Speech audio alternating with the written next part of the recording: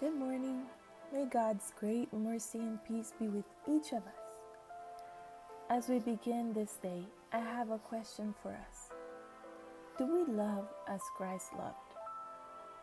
Will we be able to love like Christ loved us? In the book of John, chapter 13, verse 35, it says, "By this shall all men know that ye are my disciples, if ye have love one to another." As we walk with God, we need to have the same love that Christ had. If we would be true lights in the world, we must manifest the loving, compassionate spirit of Christ. To love as Christ loved means that we must practice self-control. It means that we must show unselfishness at all times and in all places. It means that we must scatter around us kind words and pleasant looks. This will cost us nothing, but they leave behind a precious fragrance. Their influence for good cannot be estimated, not only for the receiver, but to us. They are a blessing, for they react upon him and upon us.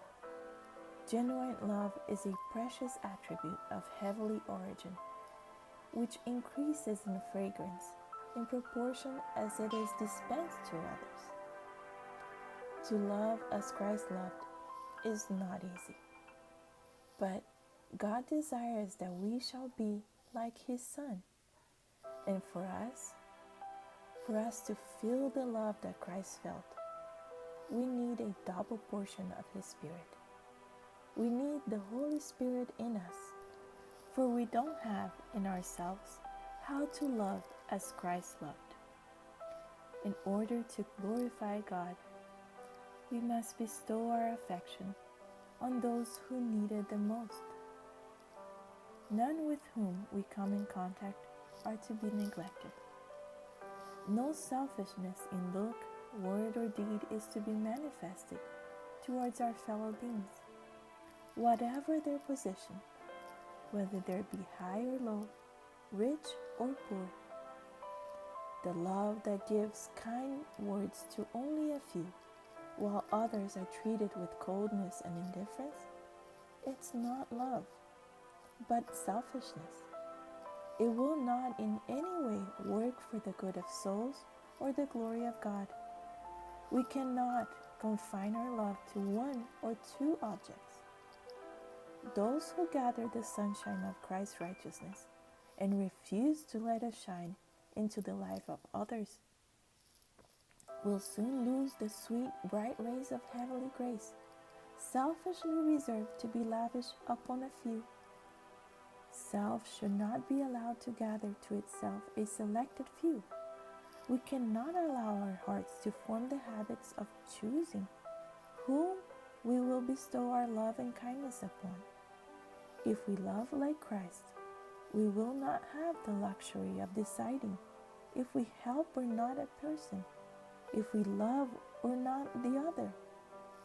Our love is not to be sealed up in a special person or persons. Break the bottle, and the fragrance will fill the house. Our love should be manifested to all creatures. For Jesus loved all. He loved his aggressors. He asked the Father to forgive them, for they knew not what they did. Jesus did not condemn Peter for his betrayal. Jesus loved people independently of their status or their attitude. He came to this earth for all, not just for the good.